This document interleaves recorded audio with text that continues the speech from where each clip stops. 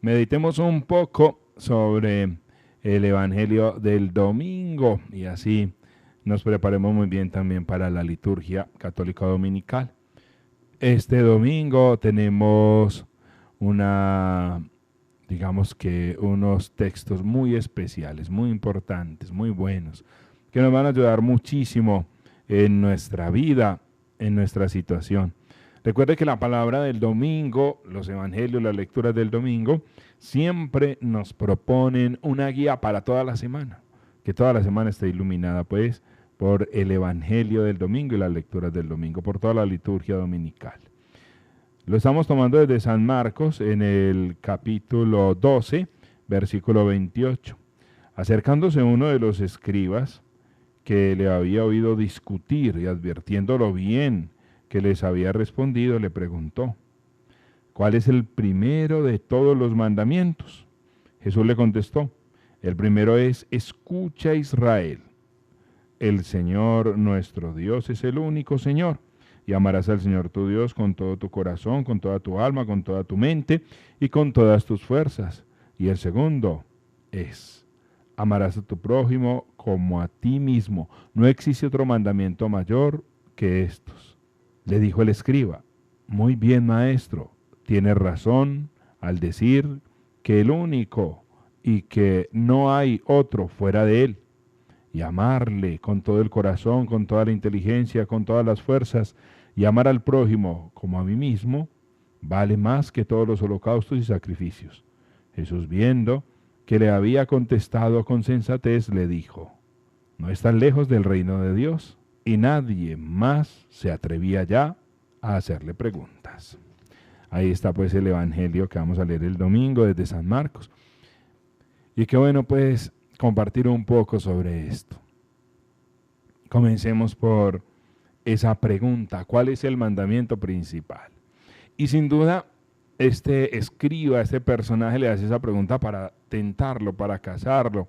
Y yo diría que inclusive hasta para descalificarlo. Porque cualquier judío sabía cuál era el primer mandamiento. Entonces le hace esa pregunta, como a ver, ¿qué tanto sabe este maestro? A ver qué tanto sabe. A ver, este maestro que no pertenece a ninguna escuela rabínica, este que todos lo conocemos, a ver qué tanto sabe. ¿Cuál es el objetivo? Tentarlo, tratar de hacerlo caer, aunque se había dado cuenta que en los textos anteriores ya lo habían intentado cazar. Por ejemplo, con la pregunta, ¿se acuerdan, maestro? ¿Está bien que paguemos el impuesto al César o no? ¿Se acuerdan de eso? Donde el Señor responde: al César lo que es del César, a Dios lo que es de Dios. Todas estas situaciones está viviendo el Señor y este hombre quiere cazarlo también. Quiere tratar de hacerlo caer, a ver qué tanto sabe.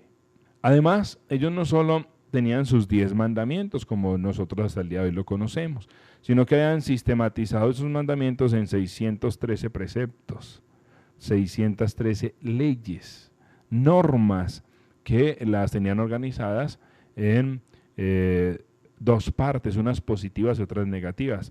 Positivas: harás, harás, harás. Negativas: no harás, no harás, no harás.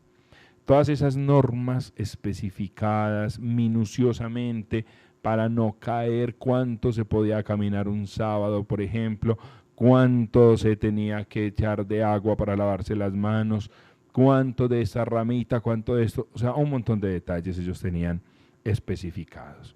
Y entonces siempre eran las dudas: pero si es tan necesario todo esto, si es tan importante, ¿qué será lo fundamental? Entonces a él le preguntan por lo fundamental. Hermanos, y qué bueno que nosotros nos preguntemos hoy por lo fundamental. Dentro de todas las cosas que hacemos en la vida, ¿qué es lo fundamental? Madrugamos, trasnochamos, oramos, vamos a misa, hacemos rosarios, novenas, hacemos tantas cosas. Pero ¿qué es lo fundamental?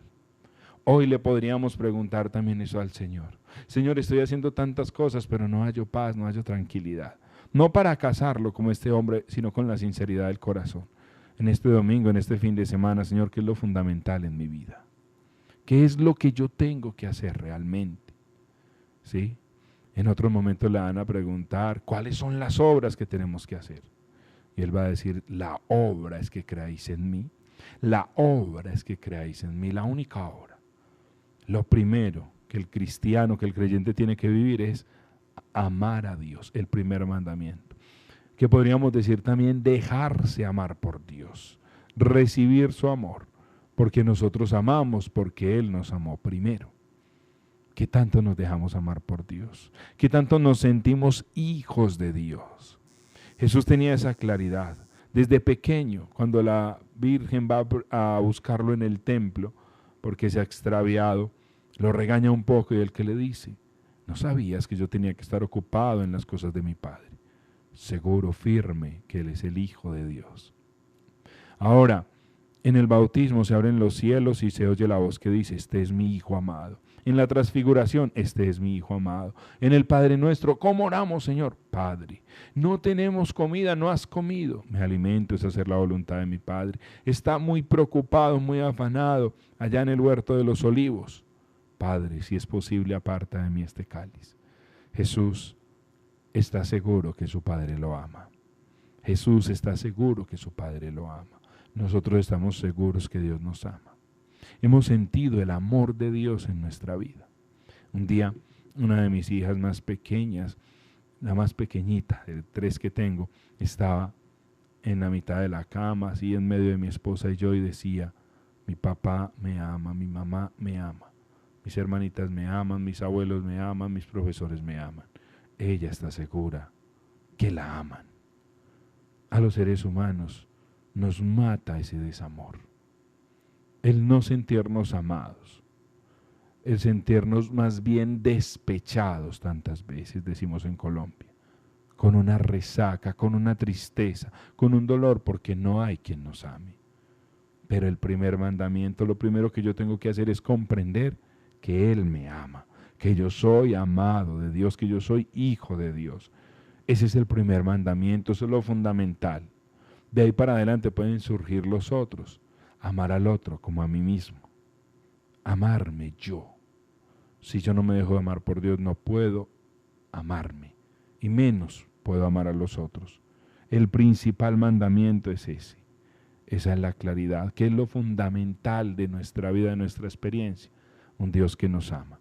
Un Dios que nos ama como un padre bueno, como un padre Abba, Padre.